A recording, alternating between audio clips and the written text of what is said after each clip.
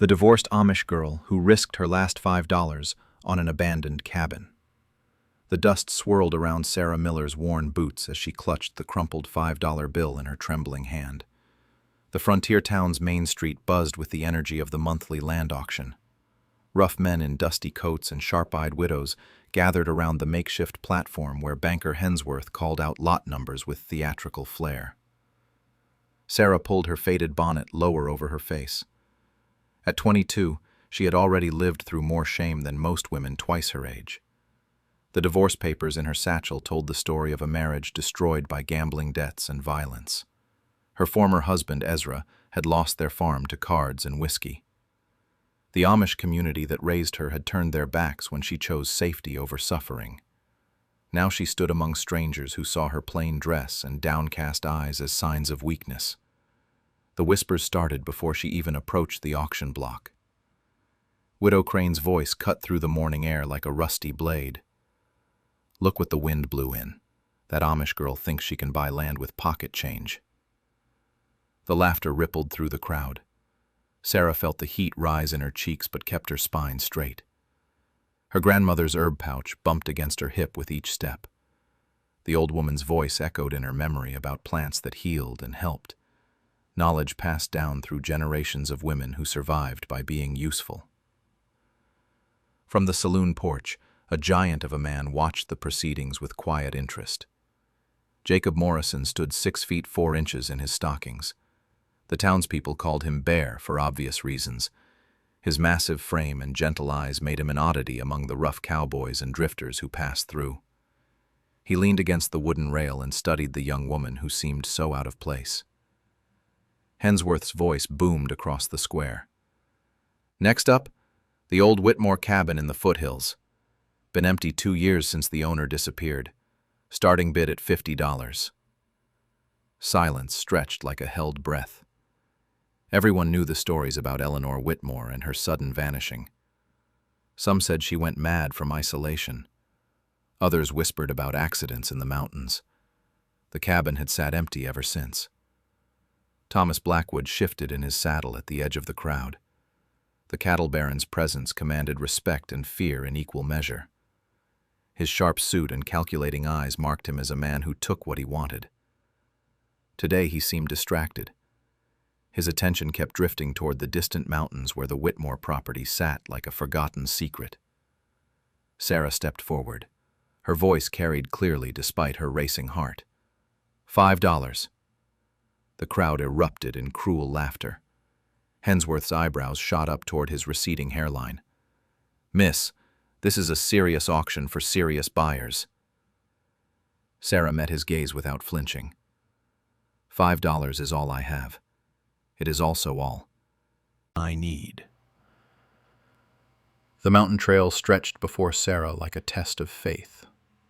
Her borrowed wagon creaked under the weight of her few possessions. A cast-iron pot, her grandmother's quilt, and the worn Bible that had survived 3 generations of Miller women. The $5 deed crinkled in her dress pocket with each bump and jostle. The cabin appeared through the pine trees like a broken promise.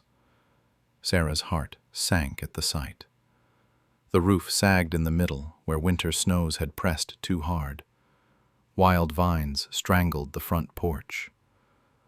Broken windows stared out like dead eyes. The door hung crooked on rusted hinges. She climbed down from the wagon and surveyed her new home. This was what $5 bought in the real world. A shelter that might not survive the next storm. Her stomach cramped from hunger. She had eaten her last piece of bread at dawn. Sarah pushed open the cabin door. The hinges screamed in protest. Sunlight streamed through gaps in the walls. Mouse droppings scattered across warped floorboards. The single room held the remnants of someone else's life. A broken chair, shattered pottery, dust thick enough to write messages in. She set her belongings on the cleanest spot she could find. The Bible landed with a solid thump that seemed to echo through the empty space. Sarah knelt beside it and closed her eyes. Her grandmother's voice whispered through memory about making the best of what God provided. The afternoon sun slanted through the windows as Sarah began her work. She swept mouse droppings with a bundle of pine branches. Her movements were methodical and precise. Each corner received the same careful attention. Her mind catalogued every detail of the cabin's construction: the placement of support beams, the pattern of wood grain, the way shadows fell across the floor. This ability had developed during her childhood. Other children played with dolls, while Sarah memorized the contents of rooms. Her grandmother had called it a gift. Her mother had worried it was strange. Sarah simply accepted it as part of who she was. As she cleaned, her eyes caught something unusual. The wooden beams supporting the ceiling bore strange markings, not random scratches from age and weather. Deliberate carvings cut deep into the wood. Sarah climbed onto the broken chair to examine them closer. The symbols looked familiar. Her grandmother had taught her about the old ways, before the family emigrated from Europe. Herb markers used by healers to identify medicinal plants. Each symbol represented a different healing property: pain relief, fever reduction, wound healing. Sarah's pulse quickened. Someone had lived here who understood the old knowledge. Papers covered in neat handwriting. The signature at the bottom read, Eleanor Whitmore. The missing woman whose disappearance had made the cabin available. Eleanor's journal entries spoke of discoveries in the mountains, references to healing waters and mineral springs, notes about livestock cures and human medicines. The final entries grew urgent. Someone was pressuring Eleanor to sell her research. She had refused. Hoofbeats on the mountain trail interrupted Sarah's reading. She quickly hid the journal pages and stepped outside. 3 riders approached through the trees. Thomas Blackwood sat his horse like a man accustomed to owning everything he surveyed. 2 hired men flanked him with the cold eyes of professional trouble. Blackwood's smile held no warmth.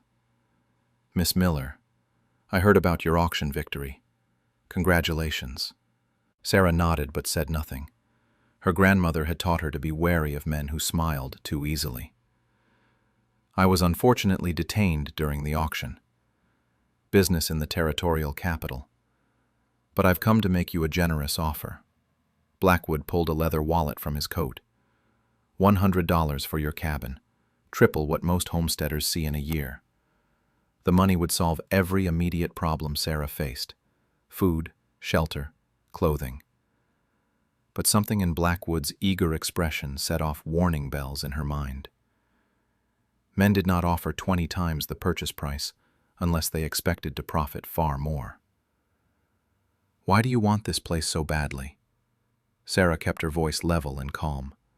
Blackwood's smile flickered. Sentiment. The previous owner was a friend. I'd like to preserve her memory. The lie sat between them like a coiled snake. Sarah had read Eleanor's journal. The woman lived in fear of someone trying to steal her discoveries. Someone powerful enough to make threats. Someone like Thomas Blackwood. I appreciate your offer, but I'm not selling. The hired men shifted in their saddles. Hands moved closer to gun belts. Blackwood's mask of politeness began to crack. Miss Miller, this is harsh country. A woman alone faces dangers you cannot imagine. Wild animals, accidents. Sometimes people simply disappear. The threat hung in the air like smoke from a forest fire. Sarah felt her mouth go dry, but she also felt something else. A stubborn strength inherited from generations of women who had survived worse than Thomas Blackwood. I'll take my chances. A new voice cut through the tension. Is there a problem here? Jacob Morrison emerged from the tree line on foot. His massive frame cast a long shadow in the afternoon sun. The hired men suddenly looked less confident. Even Blackwood straightened in his saddle. Bear's eyes never left the cattle baron's face. Seems like a lot of riders for a social call. Blackwood studied the giant cowboy with calculating eyes. Bear Morrison's reputation preceded him through every saloon and trading post in the territory. Battles carefully, but never backed down from the ones he chose. Just welcoming our new neighbor, Morrison. Making sure she understands the challenges of mountain living. Bear's gaze shifted to the hired gunmen. Their hands still hovered near their weapons. Generous of you to ride all this way for conversation. The tension stretched tight as a bowstring. Sarah watched the silent battle of wills between the two men. Blackwood represented everything corrupt about frontier power. Money and influence backed by the threat of violence. Bear stood for something different. Quiet strength that protected rather than intimidated. Perhaps we should continue this discussion another time. Blackwood gathered his reins. When Miss Miller has had opportunity to consider her options more carefully. The threat in his words was unmistakable. He spurred his horse and led his men back down the mountain trail. Bear remained motionless until the hoofbeats faded into silence. Sarah finally released the breath she had been holding. "Thank you." Bear turned his attention to the dilapidated cabin. His experienced eyes catalogued the broken windows, sagging roof, and crumbling foundation. "You planning to winter here?" The question highlighted Sarah's desperate situation. September had already arrived. Snow would follow within weeks. The cabin needed major repairs she could not afford to make. "It's what I have." Bear walked the perimeter of the structure. His movements reminded Sarah of a wolf circling unfamiliar territory. Every detail registered in his mind. Weak points, advantages, escape routes. Skills learned during years of army service on the frontier. Your roof won't hold the first heavy snow. Foundations shifting on the north side. Chimneys cracked clear through. Sarah felt her hope crumble like the cabin's mortar. She had gambled everything on this place. If it could not shelter her through winter, she would die before spring. Bear continued his inspection. But the bones are solid. Good timber frame. Stone foundation just needs reshoring. Been built to last by someone who knew their craft. He paused beside the front porch where wild vines had taken root. His fingers traced patterns in the bark. These aren't weeds. Someone planted them deliberately. Grapevines. They'll bear fruit in a few years if properly tended. Sarah moved closer. Her grandmother's teaching surfaced again. Virginia creeper. The leaves make tea for lung ailments. Bear's eyebrows rose slightly. You know plants? My grandmother was a healer. Before we came to America, she taught me what she could before the community elders discouraged such knowledge. The admission felt dangerous. Amish settlements frowned on the old ways, too close to superstition and witchcraft for comfort. But Eleanor's journal suggested someone else had valued such knowledge highly. Bear knelt beside a patch of weeds near the feverfew. Good for headaches and women's troubles. That's comfrey for healing wounds. And there's goldenrod for kidney ailments. Someone knew what they were doing. Bear's voice carried new respect. These plants don't grow wild together. They were cultivated by someone who understood their properties. Sarah felt a connection to the mysterious Eleanor Whitmore. Two women, separated by time, but united by knowledge passed down through generations of healers. Both outcasts in their own way. Both trying to survive in a world that feared what it did not understand. Bear stood and brushed dirt from his knees. Blackwood's offer was generous. Most folks would take the money and run. Would you? The question seemed to surprise him. Bear considered it carefully before answering. Depends on what I was running from. Sarah realized she knew nothing about this man who had appeared at her moment of greatest need. Why did you help me? Bear's expression grew distant. Memory painted shadows across his weathered features. Had a sister once, about your age, married young to escape poverty. Husband turned mean when he drank, which was most days. He fell silent for a long moment. Sarah waited. Some stories demanded their own pace. She came to me for help, scared, bruised, begging for somewhere safe to stay. Bear's hands clenched into fists. I was chasing army promotion. Told her to work it out with her husband. Be a good wife. The pain in his voice made Sarah's chest tight. She understood the weight of choices that could never be undone. Found her body a week later. Husband claimed she fell downstairs. Everyone believed him. Respectable man, good family. Who was going to doubt his word over the evidence of a dead woman? Bear turned back toward the cabin. Been 8 years since I failed someone who needed protection. Not planning to make that mistake again. Sarah felt tears prick her eyes. Not from pity, but from recognition. They were both refugees from their former lives, both carrying guilt that drove them towards something resembling redemption. I can't pay you for help. Didn't ask for payment. Bear tested the strength of the porch railings.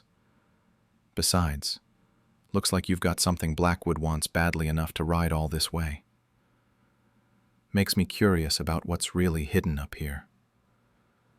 Sarah thought about Eleanor's journal pages concealed beneath her floorboard. The references to healing waters and valuable discoveries. The increasing desperation in the final entries before the woman's disappearance. You think she's really dead? Bear's smile held no humor. Eleanor Whitmore? Hard to say, but I intend to find out. And I suspect you've already started looking for answers yourself. Sarah retrieved Eleanor's journal pages from their hideout. Eleanor Whitmore kept detailed records of her work. Sarah traced the careful script with her finger. These symbols carved in the beams match her research notes about medicinal plants. Bear studied the beam markings with new understanding. His army training had taught him to recognize patterns others missed. They're not random. Someone used this place as a laboratory. Sarah's exceptional memory began connecting fragments of information. Each journal entry built upon the previous one. Eleanor had been mapping something in the mountains. Not gold mines or timber claims, something far more valuable to people struggling to survive in harsh frontier conditions. She discovered mineral springs, natural healing waters that cure livestock diseases. Sarah's voice grew excited as the pieces fell into place. Look at these calculations. She estimated the springs could prevent cattle loss worth thousands of dollars annually. Bear's expression darkened. That explains Blackwood's interest. Man owns half the cattle ranches in 3 counties. Information like that would be worth killing for. The cabin's shadows lengthened as evening approached. Sarah lit a candle stub she had found among Eleanor's remaining supplies. The flickering flame cast dancing patterns across the carved beam symbols. Something about the arrangement nagged at her memory. She climbed back onto the broken chair to examine the markings more closely. Her grandmother had taught her that herb markers often formed larger patterns. Individual symbols combined to create maps or directions. Sarah's perfect recall allowed her to visualize how the scattered carvings might connect. They point to something. She traced invisible lines between the symbols. Each carving indicates a direction and distance, but they all converge on one spot. Bear followed her pointing finger toward the cabin's main support beam. Unlike the others, this thick timber ran directly across the center of the ceiling. The wood looked identical to the rest, but something felt different about it. Give me a boost. Bear's massive hands lifted Sarah effortlessly toward the ceiling beam. Her fingers explored the wood grain inch by inch. The timber felt solid until she reached a section near the center. The wood gave slightly under pressure, not rotted, deliberately weakened. Sarah pressed harder and felt something shift inside the beam. A hidden mechanism clicked. A section of the timber slid sideways with the whisper of well-oiled joints. The secret compartment revealed Eleanor's most precious discoveries. Maps drawn on deer hide showed the entire mountain region. Red marks indicated mineral spring locations throughout the territory. Detailed chemical analysis proved the water's healing properties. And most importantly, a complete record of Thomas Blackwood's attempts to steal the information. Eleanor documented everything. Sarah's voice trembled with excitement and fear. Blackwood approached her 2 years ago, demanding she sell her research. When she refused, he began making threats. Bear helped her down from the beam. The hidden documents painted a clear picture of corruption and murder. Eleanor's final entries described escalating intimidation, mysterious accidents befalling anyone who supported her work. The territorial sheriff suddenly reassigned to distant posts. She knew they were coming for her. Sarah read the last entry aloud. "If something happens to me, the springs must not fall into corrupt hands. The healing waters belong to all people, not the greed of one man."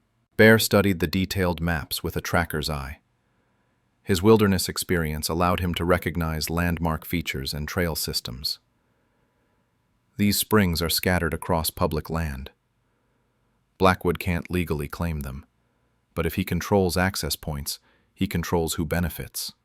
Sarah felt pieces of the puzzle clicking together in her mind. The cabin sits on the main access route to the largest spring. That's why he wanted to buy me out. My $5 purchase accidentally gave me legal claim to the key choke point. The full scope of Eleanor's discovery became clear as they read deeper into her research. The mineral springs contained rare combinations of healing salts, not just for livestock, but for human ailments as well. Properly managed, the springs could establish medical treatment facilities that would serve the entire frontier region. Bear's military training recognized the strategic value immediately. Control of this area would make Blackwood the most powerful man in the territory. Every rancher would depend on him for herd health. Every sick person would pay his prices for treatment. Sarah thought about Eleanor's vision of free community access to healing waters. The woman had dedicated her life to helping others. Her research could have made her wealthy beyond measure. Instead, she chose to preserve the knowledge for future generations. "We have to stop him." Bear's weathered face showed grim determination. Eleanor Whitmore wasn't the type to give up easily. The journal entries stop abruptly. No farewell. No final preparations. Someone silenced her before she could finish documenting everything.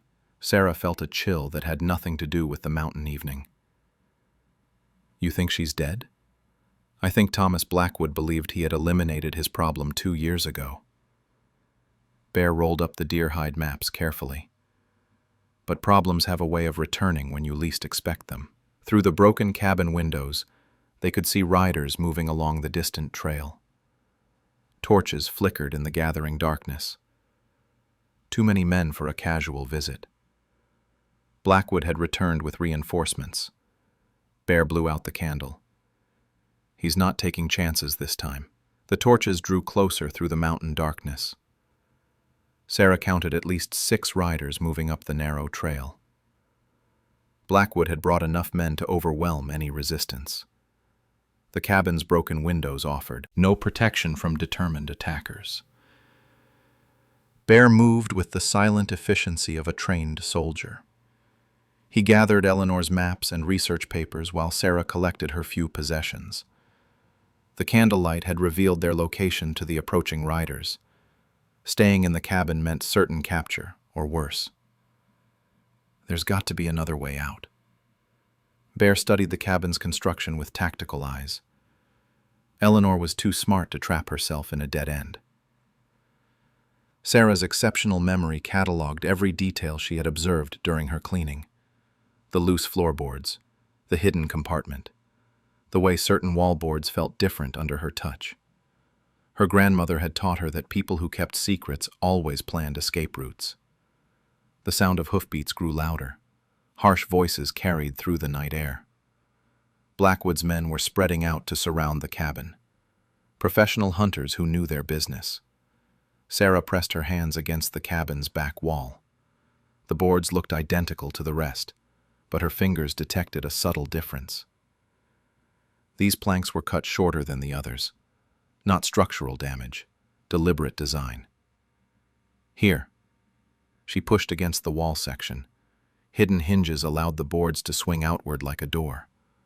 Cool mountain air rushed through the opening. Eleanor's secret exit led into the wilderness beyond. Bear's respect for the missing woman increased. Smart lady. Always planned for the worst. They slipped through the concealed door into the forest. Bear's tracking skills guided them through the darkness, while Sarah used her memorized knowledge of Eleanor's maps. The mineral springs lay deeper in the mountains. If Eleanor had survived Blackwood's first attack, the springs would be her most logical hiding place. Behind them, the cabin erupted in angry shouts. Blackwood's men had discovered their escape. Torches began moving through the trees as the search expanded into the wilderness. They'll track us come morning. Bear led Sarah along a creek bed where their footprints would be harder to follow. Need to reach cover before dawn. Sarah's legs burned from the unaccustomed exertion. Her Amish upbringing had prepared her for hard work, but not for fleeing through mountain forests in darkness. Bear adjusted his pace to match her endurance without making her feel like a burden. The creek led them deeper into terrain that appeared on Eleanor's hidden maps. Strange rock formations rose from the forest floor. The air carried mineral scents that didn't belong in normal wilderness. They were approaching the spring locations that had made Eleanor's research so valuable. A voice called out from the darkness ahead. "That's far enough." Bear froze instantly. His military training recognized the tone of someone prepared to use deadly force. Sarah's heart hammered against her ribs as a figure emerged from behind a massive boulder. Eleanor Whitmore stepped into the moonlight like a ghost returning from the dead. 2 years of mountain living had weathered her face and grayed her hair, but her eyes burned with the same intelligence that filled her research journals. "Eleanor." Sarah's voice came out as a whisper. The older woman studied them both with careful attention. "You're the girl who bought my cabin." "And Jacob Morrison. I remember you from town." Bear's hand moved away from his gun. "We thought you were dead. Thomas Blackwood thought so too, which suited my purposes perfectly." Eleanor's smile held no warmth. Death provides excellent cover for continuing one's work. She led them to a carefully concealed cave entrance behind the mineral springs. The cavern had been transformed into a combination laboratory and living space. Eleanor's continued research covered every available surface: maps, chemical analyses, detailed observations of the spring's healing properties. "I've spent 2 years documenting everything Blackwood tried to steal." Eleanor gestured toward shelves lined with sealed bottles. "Water samples from every spring in the region, proof of their medicinal value, evidence of his attempts to monopolize public resources." Sarah marveled at the woman's dedication. Eleanor had sacrificed everything to preserve knowledge that could benefit countless people. Her fake death allowed her to continue working without interference from Blackwood's corruption. Bear examined the cave's defensive positions with professional interest. "How long before he finds this place?" "Not long. Your escape led them deeper into the mountains than they've searched before." Eleanor began packing her most important research. "But I've prepared for this day. Everything we need to expose Blackwood's crimes is ready to transport." The distant sound of pursuit grew closer. Blackwood's men were following the creek bed, just as Bear had predicted. Their torches created moving stars through the forest canopy. Eleanor sealed her water samples in a waterproof container. There's a territorial marshal in Clearwater. Honest man named Patterson. If we can reach him with this evidence, Blackwood's corruption ends. Sarah realized the full scope of their situation. They weren't just running from immediate danger. They were carrying information that could reshape the balance of power across the entire territory. Blackwood would use every resource at his disposal to prevent that evidence from reaching honest authorities. Clearwater's 3 days' ride. Bear calculated distances and obstacles. He'll have men watching every trail between here and there. Eleanor's expression showed the determination that had kept her alive for 2 years. Then we'll have to take the route he doesn't expect. She led them deeper into the cave system, where hidden passages connected to underground springs throughout the mountain region. Eleanor's years of research had mapped we can travel underground for miles without exposure to surface pursuit. Bear tested the tunnel entrance with his torch. The passage descended into darkness that seemed to swallow light itself. And if we get lost down there? Eleanor's smile held grim confidence. Then Thomas Blackwood wins, and good people continue dying for his greed. The underground passages wound through limestone formations older than memory. Eleanor's torchlight revealed mineral deposits that glittered like stars in the cavern walls. The healing springs had carved these tunnels over countless centuries. Nature had provided the perfect escape route for those who understood her secrets. Sarah's exceptional memory cataloged every turn and landmark as they descended deeper into the mountain's heart. The path branched repeatedly. Without Eleanor's guidance, they would have been lost within minutes.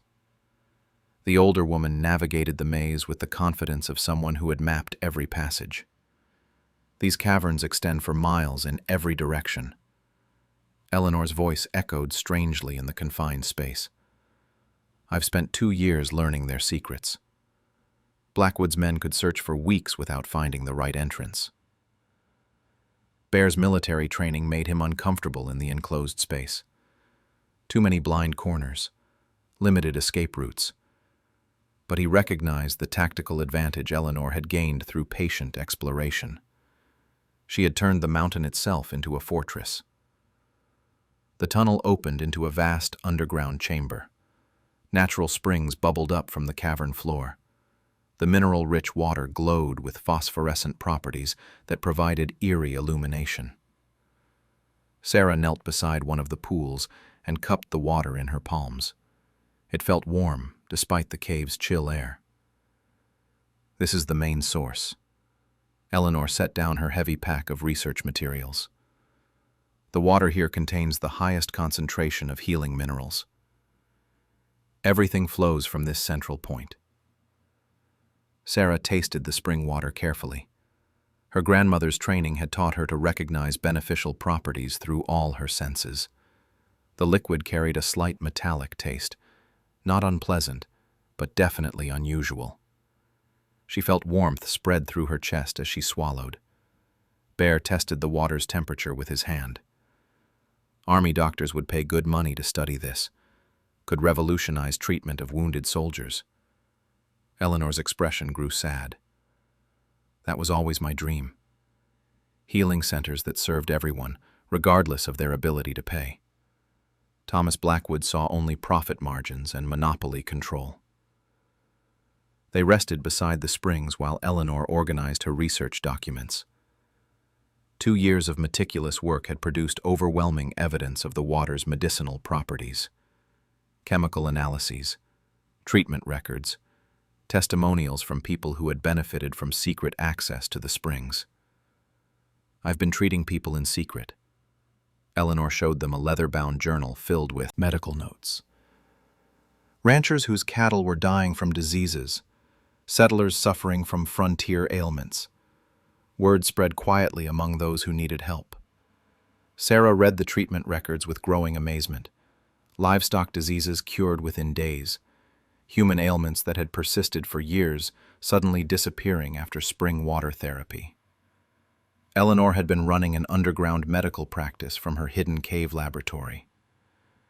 Bear studied the journal entries with tactical interest. These people would testify on your behalf. Blackwood couldn't dismiss the testimony of dozens of witnesses, if they were willing to risk his retaliation. Eleanor's voice carried the weight of hard experience. Thomas Blackwood has ways of silencing inconvenient witnesses. People who crossed him have a habit of meeting unfortunate accidents. The sound of rushing water drew their attention to another tunnel entrance. A natural stream flowed through the cavern system. Eleanor explained that the underground river connected to surface streams throughout the mountain region. The flowing water provided both transportation and communication. Messages can travel faster than horses through these waterways. Eleanor demonstrated by releasing a sealed bottle into the current. I've been coordinating with allies across the territory for months, building a network of people who understand what's really at stake. Sarah felt hope kindle in her chest. They weren't facing Blackwood's corruption alone. Eleanor had spent 2 years of apparent death building resistance among honest settlers. The mineral springs represented more than medical treatment. They symbolized community cooperation against individual greed. Bear's expression showed new respect for Eleanor's strategic thinking. You've been preparing for war. I've been preparing for justice. Eleanor sealed her most important documents in waterproof containers. But sometimes, those require the same tactics. A distant sound echoed through the cavern system, voices calling through connected passages. Blackwood's men had found entrance points to the underground network. Their pursuit had followed the fugitives into the mountain's heart. Eleanor moved with practiced efficiency. She had clearly planned for this contingency. Hidden caches throughout the cavern contained supplies and equipment for extended underground travel. 2 years of preparation showed in every detail. They'll search randomly for hours before finding the main chamber. Eleanor distributed torches and provisions. But we can't risk them discovering this location. Too much evidence stored here. Bear listened to the approaching sounds with a soldier's ear. At least 6 men, maybe more. They're spreading out to cover multiple passages. Sarah's memory of Eleanor's maps suggested several possible escape routes. The underground river system connected to caverns that emerged miles away from Blackwood's search area. But the journey would require traveling through flooded passages and unmarked territory. Eleanor made the decision with quiet authority. We take the water route. Dangerous but impossible to track. By the time they realize we've escaped through the river system, we'll be halfway to Clearwater. She began loading essential research materials into waterproof packs. 2 years of work compressed into portable containers. The evidence that would expose Blackwood's crimes and free the healing springs for community use. Sarah felt the weight of responsibility settling on her shoulders. Her $5 gamble had evolved into something far larger than personal survival. The outcome would determine whether healing knowledge served all people or enriched one corrupt man. Bear checked his weapons and adjusted his pack straps. Once we enter that river, there's no turning back. Eleanor's smile held the determination that had kept her alive through 2 years of hiding. Good. I'm tired of running from Thomas Blackwood. Time to run toward justice instead. The underground river carried them through passages that had never seen sunlight. Eleanor's waterproof torches cast dancing shadows on cavern walls as the current swept them deeper into the mountain's secret arteries. Sarah gripped her pack of Eleanor's research documents like a lifeline. The evidence that would expose Thomas Blackwood's corruption rode with them through the darkness. Behind them in the main cavern, Blackwood's hired men stumbled through passages that led nowhere. Their torches revealed empty chambers and dead-end tunnels. The cattle baron himself stood beside the healing springs, his face twisted with rage at finding his quarry had vanished once again. They were here, Blackwood's voice echoed through the limestone chamber. Fresh torch marks. Still warm ashes from their fire. His men searched every crevice and shadow. 2 years of hunting the supposedly dead Eleanor Whitmore had taught them to be thorough. But the underground river system remained hidden behind a curtain of flowing water that muffled sound and concealed the escape route. Miles downstream, the fugitives emerged from the cavern system into a moonlit valley. The territorial marshal's office in Clearwater lay 2 days' ride across open country. Sarah's legs trembled from the underground journey, but her mind remained focused on their mission. Eleanor's documentation would prove Blackwood's crimes beyond any doubt. Bear studied the landscape with tactical eyes. His cavalry training identified defensive positions and potential ambush sites along their route. Blackwood commanded resources that could intercept them at any point between the mountains and town. The cattle baron's network of corrupt officials extended throughout the territory. Eleanor wrung water from her research notes with careful hands. 2 years of work had survived the underground river journey. Chemical analyses of the healing springs, medical records proving their effectiveness. Most importantly, documented evidence of Blackwood's attempts to monopolize public resources through intimidation and murder. Marshal Patterson served under General Sherman during the war. Bear's knowledge of territorial officials provided strategic insight. Honest soldier who took the job to clean up corruption, but he's made enemies among the political establishment. Sarah realized their struggle extended beyond personal survival. The healing springs represented a test of whether justice could prevail against entrenched power. Blackwood's wealth and influence had corrupted local officials for years. Only federal intervention could break his stranglehold on the territory's resources. Eleanor organized her evidence with scientific precision. Patterson will need overwhelming proof to move against Blackwood. The cattle baron has friends in the territorial capital. Any weakness in our case gives them room to discredit everything. The sound of distant hoofbeats interrupted their planning. Blackwood's search had expanded beyond the mountain caverns. Riders approached from multiple directions with the coordination of a military operation. The cattle baron was using every resource at his disposal to prevent their escape. Bear counted torchlights moving across the valley. At least 20 men. He's called in every gun he can hire. Sarah felt the weight of Eleanor's research documents in her pack. The evidence represented hope for countless people who needed access to healing waters. Frontier families struggling with livestock diseases, settlers suffering from ailments that conventional medicine couldn't treat, all depending on 3 fugitives to reach honest authorities. Eleanor's expression showed the determination that had sustained her through 2 years of hiding. There's another route, more dangerous but unexpected. The old mining trails through Devil's Canyon. Bear's face darkened at the name. Devil's Canyon had earned its reputation through avalanches and unstable rock formations. Even experienced mountain men avoided the treacherous passes during the best conditions. At night, the route bordered on suicidal. Canyon walls funnel sound for miles. Bear's military experience identified the tactical problems. Any noise we make echoes to every search party in the region. But Eleanor had spent 2 years mapping every trail and passage through the mountain region. Her scientific mind had calculated risks and alternatives with methodical thoroughness. The canyon route offered their only chance to avoid Blackwood's converging search parties. Sarah's exceptional memory visualized the route from Eleanor's hidden maps. Narrow ledges carved from cliff faces, unstable scree slopes that could trigger rock slides. Creek crossings where a single misstep meant death. The path demanded perfect execution under impossible conditions. We go together or not at all. Sarah's voice carried quiet determination. Those healing springs belong to everyone, not just Thomas. Blackwood's profit margins. Eleanor's smile showed pride in the young woman's courage.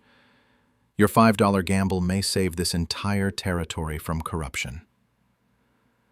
They began the treacherous climb into Devil's Canyon as Blackwood's search parties closed in from all sides. The cattle baron had underestimated their determination and overestimated his ability to control every variable. His hired guns were skilled at intimidation and violence, but they lacked the desperate motivation that drove people fighting for justice. Bear's tracking skills guided them through passages that existed more as suggestions than actual trails. His cavalry experience in hostile territory provided the survival knowledge that kept them moving through darkness. Each step forward brought them closer to honest authorities and further from Blackwood's corrupting influence. Sarah cataloged every detail of their route with photographic precision. Her exceptional memory would preserve the path for future travelers who needed access to the healing springs. Eleanor's medical knowledge would serve the community, but Sarah's gift would ensure the route to justice remained open for others who faced similar corruption. High above the valley floor, Eleanor's torch illuminated ancient petroglyphs carved into canyon walls. Native peoples had traveled these passages long before white settlement brought conflicts over resource ownership. The healing springs had served all tribes equally. Thomas Blackwood's greed represented a betrayal of that generous tradition. Dawn approached as they reached the canyon's far end. Clearwater lay visible in the distance. Marshal Patterson's office promised honest justice after years of Blackwood's corruption. The evidence in Sarah's pack would expose crimes that had poisoned an entire territory. Behind them, search parties still combed the mountain region for any trace of their passage. Blackwood's fury would only increase when he realized his quarry had escaped through routes his hired guns couldn't follow. Marshal Patterson's weathered hands spread Eleanor's research documents across his oak desk, like pieces of a complex puzzle. 2 years of meticulous documentation painted a damning picture of Thomas Blackwood's systematic corruption. Chemical analyses proved the healing spring's medical value. Treatment records showed Eleanor's secret practice had saved dozens of lives. Most crucially, correspondence revealed Blackwood's network of bribes and threats extending throughout the territorial government. Sarah watched the federal officer's expression change as he absorbed the evidence. Patterson had served under fire during the war. His scarred face and steady hands spoke of a man who understood justice required both courage and patience. The badge on his chest represented federal authority that superseded local corruption. This explains several unsolved disappearances over the past 2 years. Patterson's voice carried the weight of accumulated frustration. Good people who asked too many questions about Blackwood's business practices. We suspected foul play but lacked evidence. Eleanor's survival provided the living testimony that transformed suspicion into prosecutable fact. Her detailed journals documented every attempt Blackwood made to steal her research: dates, times, witnesses, threats. The scientific precision that made her medical work valuable also made her legal evidence unassailable.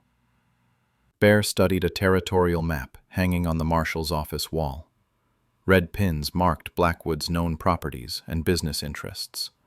The pattern revealed a systematic campaign to control every resource of value throughout 3 counties. The healing springs represented the final piece in a monopolistic puzzle. He's been acquiring failed ranches at distressed prices. Patterson traced connections between the marked locations. Then, mysteriously, neighboring properties begin experiencing problems. Diseased cattle, poisoned water sources, accidents that forced desperate sales. Sarah's exceptional memory connected details from Eleanor's journals with the marshal's territorial knowledge. The pattern became clear when viewed from multiple perspectives. Blackwood hadn't stumbled onto the healing springs by accident. He had engineered a decade-long plan to control every aspect of frontier survival. Patterson opened his desk drawer and removed a thick folder of official complaints. We've received dozens of reports about suspicious activities in Blackwood's territory. But local sheriffs consistently found no evidence of wrongdoing. Now we know why. Eleanor's research had exposed the corruption that made Blackwood's crimes possible. Sheriff Collins wasn't just incompetent or lazy. He was actively participating in a conspiracy that enriched himself while devastating honest settlers. The badge that should have protected justice instead protected criminal enterprise. Collins has been feeding Blackwood information about federal investigations. Patterson's anger showed through his professional composure. Every time we got close to building a case, evidence disappeared, or witnesses suddenly refused to cooperate. Bear's military experience recognized the tactical advantages Blackwood had enjoyed. Inside information made him untouchable. He always stayed one step ahead of honest law enforcement. But Eleanor's apparent death had created an unexpected blind spot in Blackwood's intelligence network. Her 2 years of secret research had accumulated evidence he couldn't steal or suppress. The supposed victim had become the architect of his downfall. Sarah spread Eleanor's maps across the marshal's desk. The Healing Springs network extended far beyond Blackwood's current holdings. Public lands contained the most valuable mineral deposits. The cattle baron's scheme required controlling access points, rather than owning the actual spring sources. My $5 cabin purchase accidentally blocked his entire plan. Sarah's voice held amazement at the scope of consequences flowing from her desperate gamble. The access route to the main springs runs directly through my property. Patterson studied the legal documents with a federal prosecutor's eye. Your ownership claim is completely legitimate. Public auction with proper notices and procedures. Blackwood can't challenge the sale through legal channels, which explained his resort to intimidation and violence. The cattle baron had built his empire through corruption and bribery. When those methods failed, he defaulted to the crude brutality that had always served him before. But federal law enforcement operated by different rules than local corruption. Eleanor organized her medical records with scientific precision. These treatment documents prove the spring's value extends beyond livestock applications. Human medicine could be revolutionized by properly managed access to the healing waters. Patterson nodded thoughtfully. Federal territory means federal oversight of natural resources. If these springs are proven to have genuine medical value, they fall under public trust doctrine. No private entity can monopolize them for profit. The legal framework existed to protect the healing springs for community benefit. Eleanor's research provided the scientific evidence needed to invoke federal protection. Blackwood's corruption had made him vulnerable to charges that carried serious prison sentences. Bear counted the official documents spread across the marshal's desk. How long before you can move against him? Patterson's smile showed grim satisfaction. Federal warrants are already being prepared. But I want Blackwood himself, not just his hired guns. The man who ordered the crimes bears the greatest responsibility. Sarah realized their mission had evolved beyond exposing corruption. They were reshaping the balance of power that would determine how frontier resources served future generations. The healing springs would benefit everyone, or enrich one man. No middle ground existed. Eleanor's voice carried 2 years of accumulated determination. Thomas Blackwood believes dead women tell no tales. Time to prove him wrong. Patterson closed the evidence folders with decisive authority. Federal marshals are already moving into position. By sunset tomorrow, every corrupt official in Blackwood's network will be under arrest. The wheels of justice had finally begun turning in the right direction. Sarah's $5 gamble had purchased more than a broken cabin. It had bought hope for an entire territory's future. Outside the marshal's office, morning sunlight painted the town of Clearwater with golden promise. Honest settlers went about their business without fear of Blackwood's retaliation. Soon, the healing springs would serve them openly, instead of in secret. Eleanor looked toward the distant mountains where her research had begun. 2 years of hiding in caves. Worth every day to see this moment. Bear's weathered face showed satisfaction rarely seen during his years of wandering. Sometimes justice takes longer than we'd like, but it arrives eventually. Sarah touched the deed to her mountain cabin, still folded in her dress pocket. The paper represented more than property ownership. It symbolized the power of ordinary people to challenge extraordinary corruption when they found the courage to stand together. 6 months after Thomas Blackwood's arrest, Sarah stood on her restored cabin porch, watching the sunrise paint the valley in shades of gold and amber. The broken windows had been replaced with clear glass that caught the morning light. New timber reinforced the sagging roof. Wild vines had been trained into orderly patterns that would bear fruit come harvest time. Below in the valley, the Whitmore Springs Cooperative bustled with purposeful activity. Families arrived daily, seeking treatment for ailments that had plagued them for years. Eleanor's healing waters flowed freely to all who needed them. No payment required, beyond gratitude and willingness to help maintain the facilities that served the entire community. Bear emerged from the rebuilt cabin carrying 2 steaming cups of coffee. His massive frame moved with the contentment of a man who had found his place in the world. The lonely drifter had become the cooperative's security coordinator, not through violence or intimidation, but through the quiet strength that made everyone feel protected and welcome. Morning dispatch from Marshal Patterson. Bear handed Sarah an official envelope bearing federal seals. Blackwood's trial starts next month in the territorial capital. Corruption charges, conspiracy, attempted murder. Eleanor's testimony will put him away for 20 years minimum. Sarah sipped her coffee and savored the bitter warmth. The liquid carried no healing minerals like Eleanor's springs, but it tasted like victory nonetheless. Thomas Blackwood's empire of intimidation had crumbled once honest law enforcement gained the evidence needed to prosecute his crimes. Eleanor appeared on the trail leading up from the springs, her arms full of medicinal plants harvested from carefully tended gardens. 2 years of hiding in caves had given way to open scientific research that benefited hundreds of settlers. Her knowledge, once hoarded by greed, now flowed as freely as the healing waters she had discovered. Mrs. Henderson's arthritis is responding beautifully to the mineral baths. Eleanor's voice carried the satisfaction of a healer whose work finally served its intended purpose. Her husband says she hasn't moved this well in 15 years. The cattle are thriving too.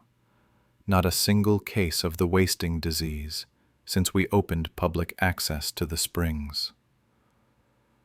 Sarah's exceptional memory cataloged every success story with the same precision she had once applied to surviving poverty and desperation. Springs' medical value.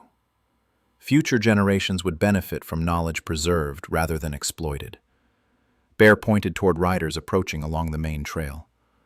Looks like another delegation from the territorial capital. Word spreading about what we've accomplished here. The visitors proved to be government officials and medical researchers drawn by reports of miraculous healing waters.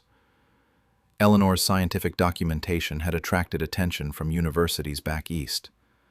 The Whitmore Springs represented a potential revolution in frontier medicine if properly studied and managed. Sarah felt pride swell in her chest as she watched Eleanor greet the delegation with confident authority. The woman who had once hidden in caves now commanded respect from the territory's most educated minds. Her research would be published in medical journals. Her springs would be protected by federal law. Her legacy would endure long after Thomas Blackwood's crimes were forgotten. Widow Crane appeared among the delegation, her sharp tongue notably absent as she approached Sarah with uncharacteristic humility. The woman who had led the mockery at the land auction now sought healing for her own chronic ailments. "Miss Miller, I owe you an apology." Widow Crane's voice carried genuine remorse. "We all thought you were foolish to bid on that worthless cabin. Turns out you saw value where the rest of us saw only problems. Sarah accepted the apology with the grace her grandmother had taught her. The cabin was never worthless. We just needed to understand its true purpose. The morning's activities reflected the transformation that had swept through the entire region. Honest settlers had replaced Blackwood's corrupt cronies in positions of authority. The fake Sheriff Collins awaited trial alongside his former employer. Federal marshals patrolled regularly to ensure justice remained untainted by local corruption. Bear studied architectural plans spread across a makeshift table on the cabin porch. Eleanor wants to build a proper medical facility down by the main spring. Treatment rooms, laboratory space, housing for visiting doctors and researchers. Sarah examined the detailed drawings with her exceptional eye for spatial relationships. The design incorporates natural spring flow into every treatment room. Brilliant integration of science and nature. Eleanor's vision extended beyond immediate healing needs. The cooperative would train local people in basic medical skills. Knowledge that had once been hoarded would be shared freely with anyone willing to learn. The springs would anchor a community dedicated to helping rather than exploiting. Preacher Adams climbed the trail toward the cabin, his weekly visit to check on Sarah's spiritual welfare transformed into genuine friendship. The kind minister had provided sanctuary during the darkest moments of their struggle against Blackwood. His moral authority had helped rally honest settlers to their cause. The territorial governor wants to designate the springs as a federal healing preserve. Preacher Adams carried official correspondence that would secure the area's protection permanently. Eleanor's research convinced them of the medical value. Your legal ownership ensured the process couldn't be corrupted by private interests. Sarah folded the letters carefully and placed them in her Bible alongside her grandmother's pressed flowers. The worn book had carried her through divorce, exile, poverty, and danger. Now it would preserve documents that secured healing waters for future generations. Bear's weathered face showed satisfaction that came from protecting something worth preserving. Your $5 gamble bought more than a cabin. It purchased hope for everyone who needs healing. Eleanor returned from the springs carrying water samples for her continuing research. The mineral content varies seasonally. Spring melt brings different healing properties than autumn concentrations. We'll need years of study to understand everything these waters can do. Sarah smiled at the prospect of years spent in service to something larger than personal survival. Her exceptional memory would preserve every detail of the cooperative's growth. Her organizational skills would help manage resources fairly. Her hard-won wisdom would guide decisions that affected entire communities. The sun climbed higher over the valley where healing waters flowed freely to all who needed them. 1 year after Thomas Blackwood's conviction, Sarah Miller stood at her cabin window, watching children splash in the shallow pools where healing waters bubbled up from deep underground springs. Their laughter echoed across a valley transformed from a site of corruption into a beacon of community cooperation. The broken-down shelter she had purchased for $5 had become the headquarters of the most successful medical cooperative in territorial history. Eleanor Whitmore emerged from her new laboratory carrying a leather journal thick with research notes. The woman who had once hidden in caves now corresponded with medical colleges from Boston to San Francisco. Her documentation of the spring's healing properties had revolutionized frontier medicine. Scientific papers bearing her name appeared in prestigious journals. Universities competed to fund her continued research. The latest water analysis confirms seasonal variations in mineral content. Eleanor's voice carried the excitement of discovery that had sustained her through years of secret work. Spring snowmelt brings different healing compounds than autumn concentrations. We're documenting a complete yearly cycle of therapeutic properties.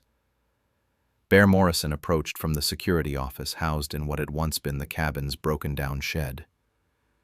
His massive frame carried the contentment of a man who had found purpose beyond mere survival. The Whitmore Springs Cooperative employed him as head of safety and logistics, not through intimidation or violence, but through the quiet competence that made everyone feel protected and valued. Marshal Patterson's final report came in this morning. Bear handed Sarah an official document bearing federal seals. Blackwood got 25 years in territorial prison. Sheriff Collins received 15. Their entire network of corruption has been dismantled and replaced with honest officials. Sarah read the marshal's commendation letter with the same careful attention she had once applied to Eleanor's hidden research. Federal authorities praised the cooperative as a model for how natural resources could serve communities rather than enrich individual profiteers. The Springs had become a symbol of justice prevailing over entrenched corruption. The morning mail brought letters from around the territory and beyond. Families seeking treatment for chronic ailments, medical researchers requesting collaboration, government officials studying the cooperative's management structure for application in other regions. Sarah's $5 gamble had created ripple effects that reached far beyond their mountain valley. Eleanor opened a letter bearing the seal of the territorial governor. They want to establish a medical college here. Federal funding for facilities that would train frontier doctors in the use of mineral spring therapy. The Whitmore Institute for Natural Healing. Bear studied architectural plans spread across Sarah's kitchen table. The proposed campus extends throughout the valley. Dormitories for students, research laboratories, treatment facilities that could serve thousands of patients annually. Sarah's exceptional memory visualized the transformation these plans would bring. Her quiet mountain retreat would become a center of learning and healing. The knowledge her grandmother had preserved through herb lore would merge with modern medical science. Ancient wisdom and contemporary research working together to benefit future generations. Widow Crane appeared on the cabin porch, carrying a basket of fresh bread. The sharp-tongued woman who had once led the mockery at the land auction now served as the cooperative's volunteer coordinator. Her organizational skills, previously used for gossip and criticism, now helped manage the complex logistics of serving hundreds of visitors monthly. Dr. Harrison, from the University of Pennsylvania, arrives next week. Widow Crane's voice carried pride in their community's growing reputation. Wants to spend 6 months documenting Eleanor's treatment methods. Says our success rates exceed anything he's seen in Eastern hospitals. Sarah accepted the bread with gratitude that went deeper than appreciation for food. The community that had once shunned her as a divorced failure now looked to her for leadership and guidance. Her exceptional memory preserved every detail of the cooperative's growth. Her organizational abilities helped coordinate resources fairly among all who needed them. Preacher Adams climbed the familiar trail to the cabin. His weekly visits transformed from pastoral duty into genuine friendship. The kind minister had provided sanctuary during the darkest moments of their struggle against Blackwood's corruption. His moral authority had helped rally honest settlers to support their cause when victory seemed impossible. "Letter came for you from Pennsylvania." Preacher Adams handed Sarah an envelope addressed in familiar handwriting. "From your family back home." Sarah's hands trembled slightly as she opened the letter from her Amish parents. 2 years had passed since her divorce and exile from the community. She had written them months ago, describing her new life at the Springs. Not seeking forgiveness or reconciliation, but sharing the joy she had found in serving others. Her mother's careful script filled 3 pages with news from home and expressions of cautious pride. The family had heard reports of the healing cooperative from traveling merchants. Word had spread throughout Pennsylvania Dutch communities about the divorced Amish woman who had built something remarkable from desperation and faith. The letter's final paragraph brought tears to Sarah's eyes. Her parents requested permission to visit the Springs, not to judge or criticize, but to witness what their daughter had accomplished through courage and determination. The community that had once cast her out now wanted to learn from her success. Bear read the invitation over Sarah's shoulder. Your folks want to see how their teachings about community service created something this significant. Eleanor looked up from her research notes with understanding in her weathered face. Sometimes it takes distance to recognize true value. Your family is beginning to understand that divorce doesn't disqualify someone from doing God's work. Sarah folded the letter carefully and placed it in her grandmother's Bible, alongside pressed flowers and other treasured documents. The worn book had carried her through poverty, danger, and triumph. Now it would preserve correspondence that healed relationships fractured by misunderstanding and judgment. The afternoon sun painted the valley in shades of gold as families gathered around the healing springs. Children played while parents soaked arthritic joints in mineral-rich waters. Elderly settlers shared stories with young couples just beginning their frontier journeys. The community Sarah had helped create welcomed everyone, regardless of their past mistakes or current circumstances. Bear's weathered face showed deep satisfaction as he surveyed the thriving settlement. Hard to believe this all started with a $5 bid on a broken-down cabin.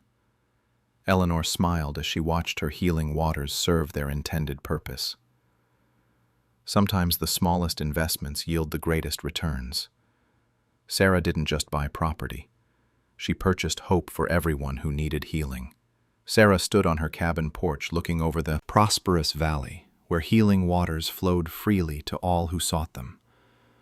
Her greatest treasure wasn't the spring's monetary value or the cooperative's growing reputation. It was the knowledge that desperation had led to discovery. Faith had triumphed over corruption, and community cooperation had proven stronger than individual greed. And that is all to the story, for now. Please let me know where you are tuning in from. Perhaps we will create a story there. Consider liking this video and subscribing to our channel, and if you enjoy our content, click this video on your screen. I promise you, it's worth watching. See you tomorrow.